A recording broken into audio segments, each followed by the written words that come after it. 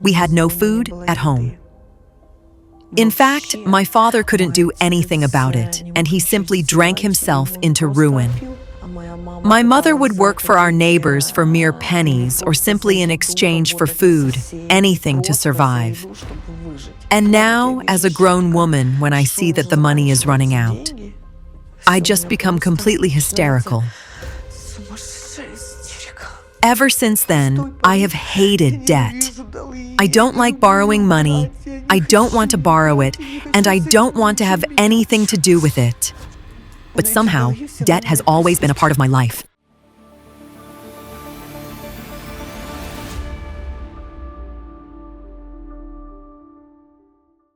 At the last spiritual academy, my daughter and I were there.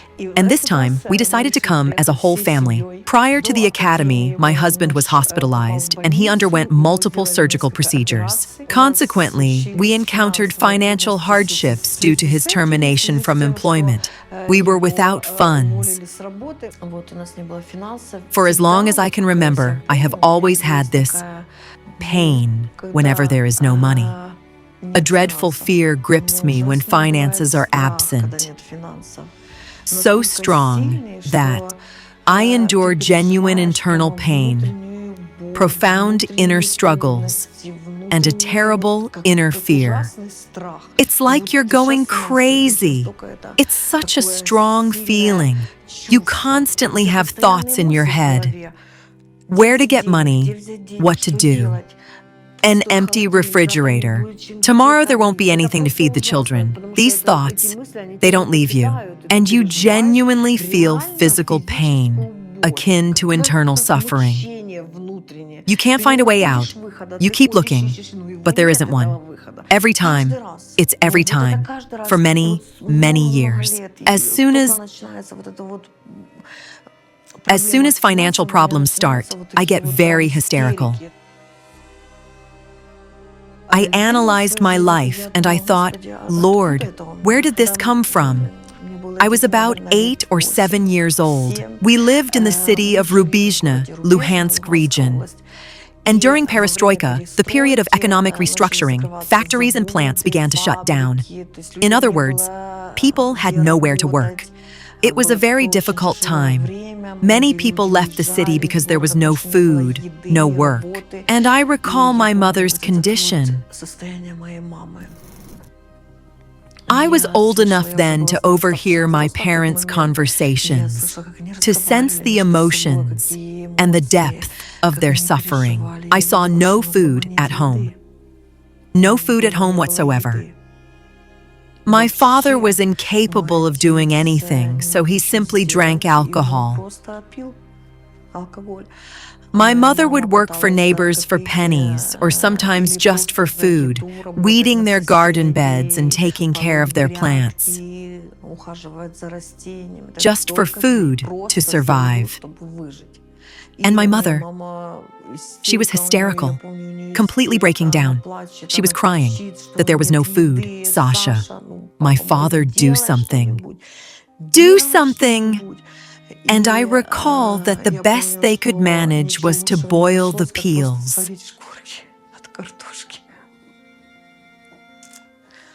We ate the peels.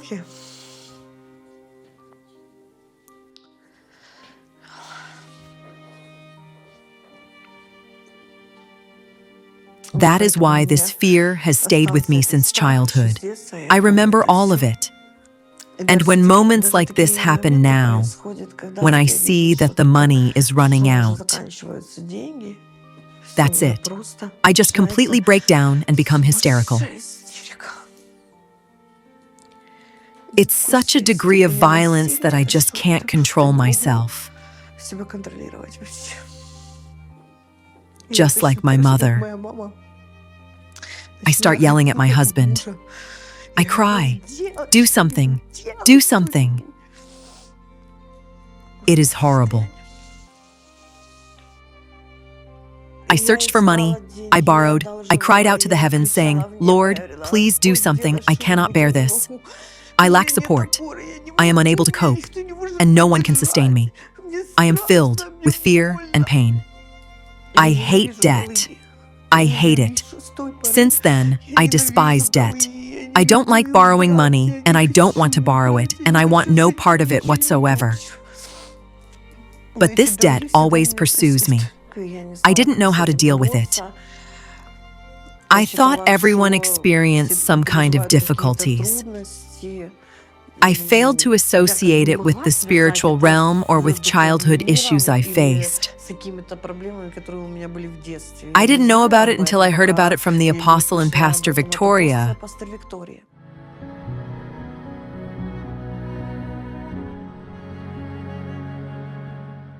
Upon learning about the second stream of the spiritual academy as I journeyed here, I declared, Lord, you are gathering your children to bestow blessings upon them, to grant them freedom, and to heal them. I want that too. I want that too. I want you to bless me too, and for you to touch me.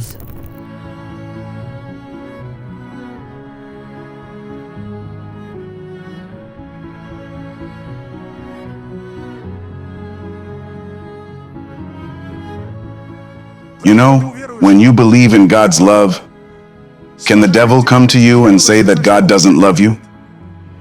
It will be over. At the moment when you believe in God's love, the suffering inside you will finally come to an end. A season of complete victory will come. When I heard this word, when the apostle stated that if you comprehend God's love, you will grasp that you are fearless, and this liberation will free you from spiritual anguish. These words resonated deeply with me. After that word, there was a prayer, and I went forward for that prayer. I raised my hands and accepted it all. As the apostle prayed, I started to break. The spirit of control, demonic witchcraft, the spirit of fear. I just soaked it all in like a sponge because I needed it so desperately. And I already felt that they were leading me onto the stage to the apostle. And I was delivered. Touch.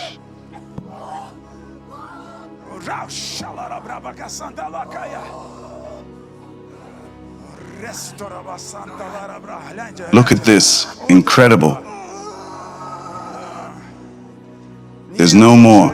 There's no more room, devil. You can't hold her anymore. That's it. Satan, I told you. Evil spirit, get out to the abyss. Go into the abyss. Descend into the abyss. Go to the abyss. You know, after that prayer, I am in a completely different state. I am overjoyed because today marks the day when freedom entered my life, and I am no longer afraid. I am no longer afraid.